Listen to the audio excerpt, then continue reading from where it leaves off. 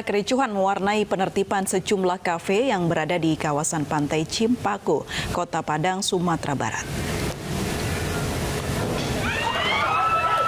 Kericuhan dipicu ketika petugas gabungan Satpol PP dan tim SK4 Kota Padang akan menyita peralatan musik di salah satu kafe yang berada di kawasan Pantai Cimpako.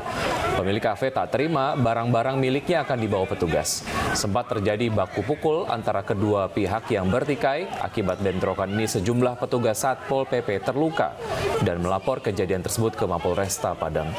Penertiban yang dilakukan petugas berdasarkan larangan menggelar live musik dan operasional tempat hiburan selama bulan Ramadan hingga H+3 Idul Fitri yang aturannya dikeluarkan oleh pemerintah Kota Padang.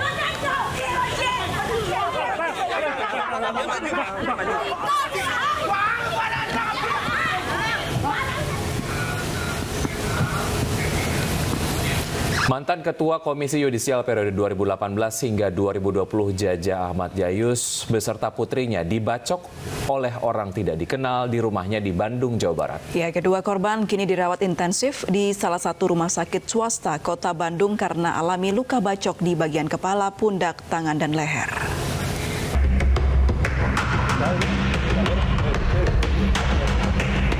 Kejadian berlangsung di kediaman mantan Ketua Komisi Yudisial periode 2018 hingga 2020 ini di Kompleks Gria Bandung Asri 2, Kecamatan Bojong Soang, Kabupaten Bandung, Jawa Barat. Seorang tak dikenal mendatangi kediaman Jaja Ahmad Jayus usai dirinya memarkirkan kendaraan pada pukul 15.30 sore dan langsung membacok Jaja. Putri Jaja yang melihat ayahnya terluka pun sontak mencoba menyelamatkan. Namun naas, Putri Jaja justru juga mendapat luka bacok. Petugas kepolisian dari Satreskrim Polresta Bandung tengah melakukan penyelidikan untuk selanjutnya segera melakukan penangkapan terhadap pelaku. Saya keluar melihat korban sudah berlumuran darah, berlumuran darah. Saya bawa ambulan, kebetulan saya ada ambulan. Saya bawa korban tersebut ke rumah sakit Mayapada. Ada dua orang korbannya, bapak sama anaknya. Pak Jaja, di mana saat kejadian sempat korban memasukkan kendaraan baru perpergian ya, baru tiba di rumah, kemudian memasukkan kendaraan di mana tersangka berdasarkan informasi saksi-saksi yang ada, tersangka sudah menunggu korban tiba di rumah. Seketika korban telah masuk ke dalam rumah dan memarkirkan kendaraannya, tersangka mendekati dan melakukan penyerangan, membacokkan kepada korban. Korban kemungkinan dua, ya, karena pada saat mantan ketua KY dilakukan pembacokan, sang anak juga melakukan pembelaan kepada ayahnya dan juga ikut mengalami luka-luka. Korban Jaja Ahmad Jayus yang mengalami luka bacok pada bagian kepala, tangan, leher, juga pundak dan putrinya yang juga mengalami luka di kepala tengah dirawat intensif di salah satu rumah sakit swasta di Kota Bandung. Dari Kabupaten Bandung, Jawa Barat, Erik Fahrizal, iNews melaporkan. Mantan Ketua Komisi Yudisial periode 2018 hingga 2020 Jaja Ahmad Jayus memulai karir di Komisi Yudisial sejak tahun 2010 sebagai anggota. Sebelumnya Jaja Ahmad merupakan dosen sejak tahun 1990 yang aktif menulis karya ilmiah yang telah dipublikasikan.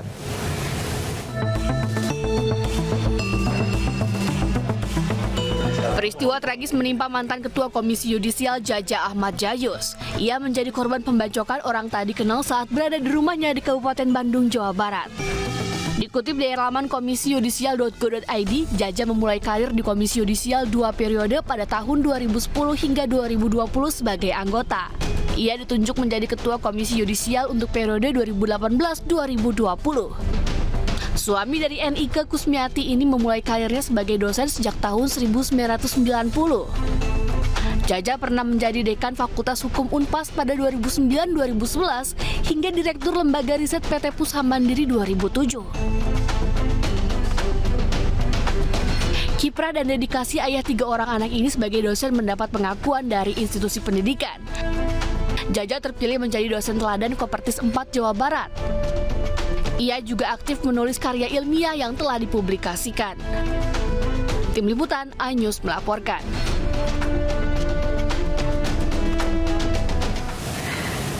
Pemirsa, warga di Jati Agung, Lampung Selatan, Lampung digegerkan dengan penemuan sebuah mobil penuh bekas tembakan di area persawahan. Polisi menemukan senjata tajam hingga alat isap sabu dari dalam mobil.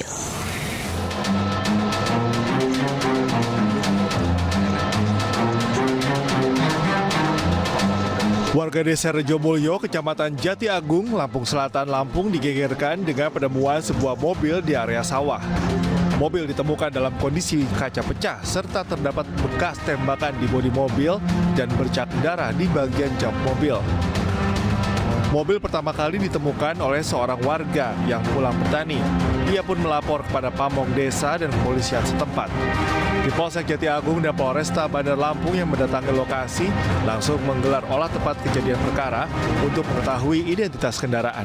Dalam mobil, polisi menemukan sebuah linggis, golok, serta bong atau alat hisap sabu. Kaca belakang pecah. Terus kalau yang sebelah kanan, itu yang pecah sebelah kiri masih utuh. Mobil tersebut kemudian dibawa ke Mapolresta Bandar Lampung guna dilakukan penyelidikan lebih lanjut. Diduga mobil berwarna merah itu milik pelaku pencurian yang terlibat aksi kejar-kejaran dengan polisi yang akan menangkapnya. Namun belum ada keterangan resmi dari pihak kepolisian. Dari Lampung, Ruslan AS, iNews melaporkan. Pemirsa, seorang ayah di Kabupaten Maros, Sulawesi Selatan nekat mengajak anaknya mencuri 8 ton biji kakao seharga 350 juta rupiah. Aksi tersebut dilakukan karena sang ayah ingin menikah lagi.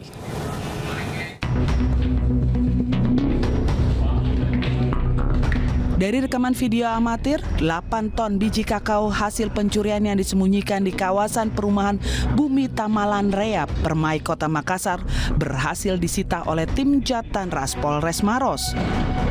Dua pelaku pencurian ini adalah bapak dan anaknya, SN berusia 40 tahun dan anaknya NU, usia 22 tahun.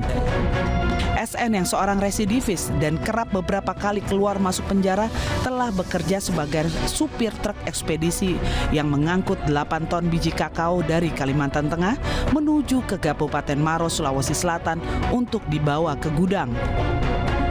Namun penuh dengan tipu muslihat sehingga kernet yang mendampinginya berhasil ditipu. Anak dari SN bertugas memindahkan 6 ton biji kakao hingga ke rumah penyimpanan sementara sebelum dijual kembali. Polisi berhasil menangkap kedua pelaku di wilayah Kabupaten Sinjai, Sulawesi Selatan.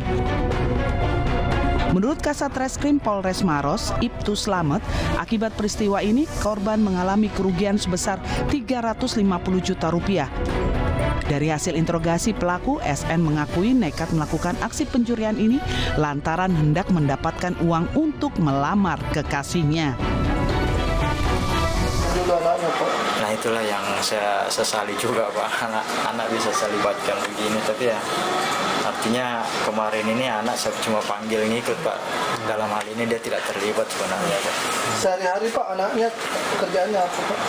Aktivitasnya ya freelance.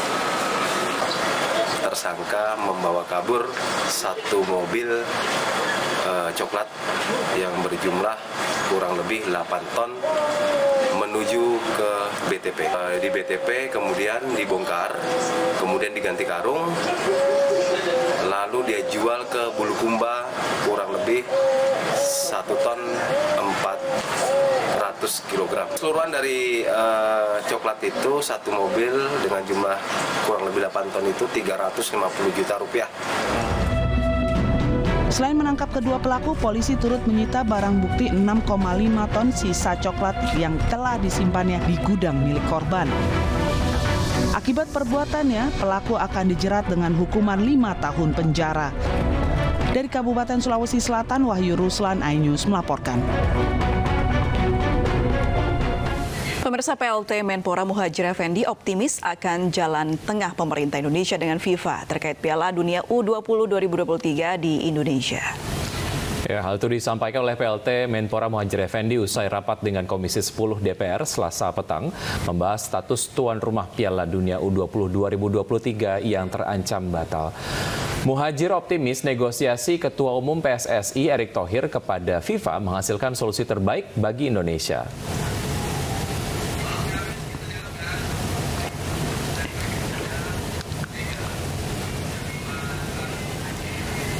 Baik pemirsa, lebih lanjut kita akan membahasnya bersama PLT Menpora Bapak Muhadjir Effendi. Selamat siang Pak Menteri, Pak Muhadjir.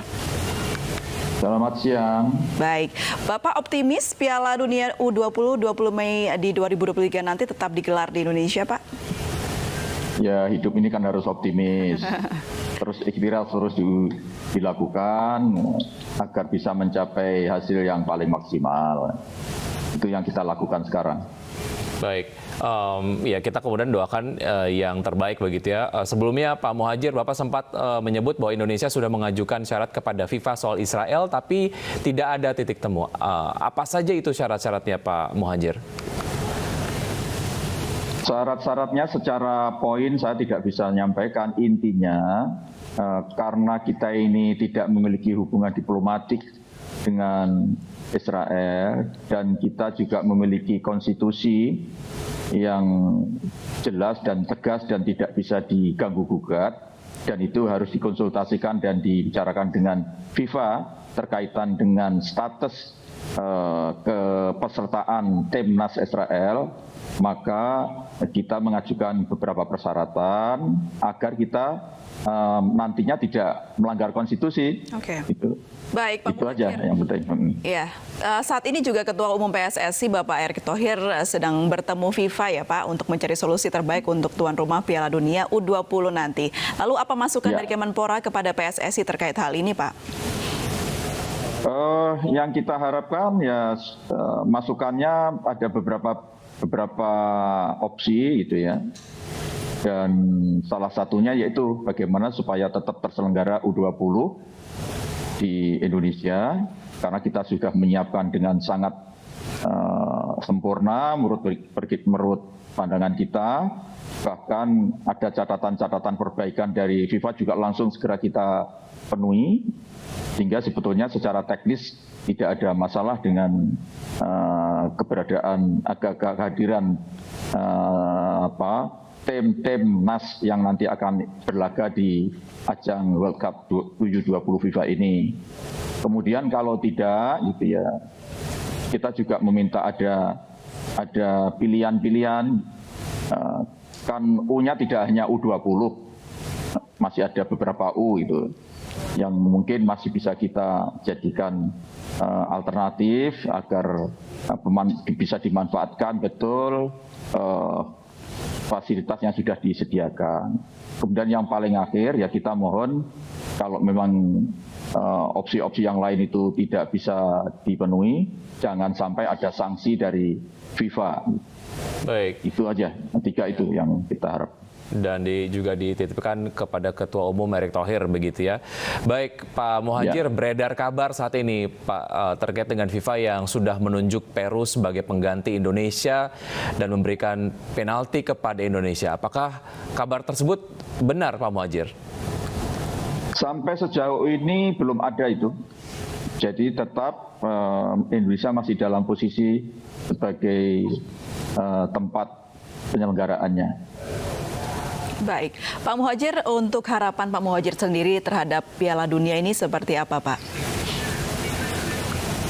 Tentu saja kita akan sangat senang semuanya kalau FIFA U20 ini tetap diselenggarakan di Indonesia, karena akan membangkitkan kembali, akan lebih menggairahkan dunia persepak bolaan nasional kita, karena ini adalah di samping momentum untuk menghelat pesta olahraga sepak bola internasional, dan tim kesebelasan kita juga ikut berlaga sebagai tuan rumah, dan kita juga sudah menyiapkan tim U20 kita dengan sangat serius gitu, termasuk barusan saja kita usulkan 3 pemain naturalisasi yang sudah disetujui oleh Komisi 10 dan Komisi 3 DPR, yang itu kita harapkan memang bisa memperkuat tim kesebelasan kita, sehingga kehadirannya tidak sekedar sebagai pupuk bawang, penggembira, tetapi betul-betul nanti ikut andil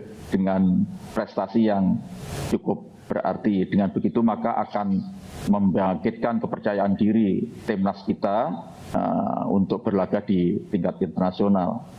Baik, kita harapkan hasil yang terbaik dari proses negosiasi yang sekarang kemudian sedang dilakukan oleh Indonesia kepada FIFA begitu ya. Baik, terima kasih Pak Muhadjir Effendi, PLT Menpora telah bergabung bersama kami di iNews. Sehat selalu Pak Muhadjir. Selamat siang.